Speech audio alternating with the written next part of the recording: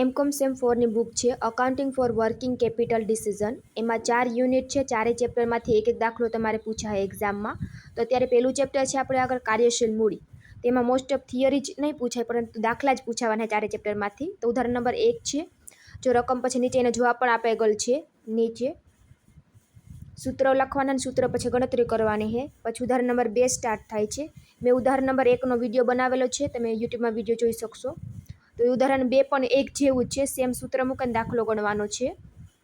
એના પછી છે ઉદાહરણ નંબર 3. તો ઉદાહરણ નંબર 3 પણ પહેલા અને બીજા જેવું જ છે. એમાં સેમ ત્રણેય ઉદાહરણ સેમ જ છે ને ઇઝી દાખલો છે. આવો દાખલો પૂછાવાની શક્યતા છે, તમને પૂછી શકે દાખલો.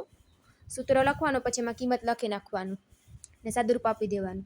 એના પછી સ્વાધ્યાયનો દાખલા નંબર 1 છે. આ સ્વાધ્યાયનો દાખલો છે. તમે ઉદાહરણો 1, 2 અને 3 જેવું જ ગણતરી છે કે સૂત્ર લખવાનું, સૂત્રમાં કિંમત મૂકી દેવાનું, પરંતુ આમાં ઊભું સૂત્ર લખેલું છે. પછી ઉદાહરણ નંબર 4, આમાં રીત બદલે ગઈ. ઉદાહરણ નંબર 4ના દાખલાની રીત થોડીક અલગ છે, થોડોક હાર્ડ પડે એમ છે, પણ પ્રેક્ટિસ કરો તો આવડી જશે. આ ઉદાહરણ નંબર 4 છે. એના પછી ઉદાહરણ નંબર 5 છે, એ પણ આઈએમપી છે. એ બીજી રીતનો દાખલો છે, એટલે અથવામાં પૂછી શકે. 1, 2, 3 ઉદાહરણમાંથી એક દાખલો પૂછીએ અને ઉદાહરણમાં 5, 6, 4, 5, 6 માંથી બીજો દાખલો તમને પૂછી શકે. આ છઠ્ઠો ઇઝી છે, છઠ્ઠાનો વિડીયો બનાવી દઈશ, ખાલી એક કોષ્ટક જ બનાવવાનું છે.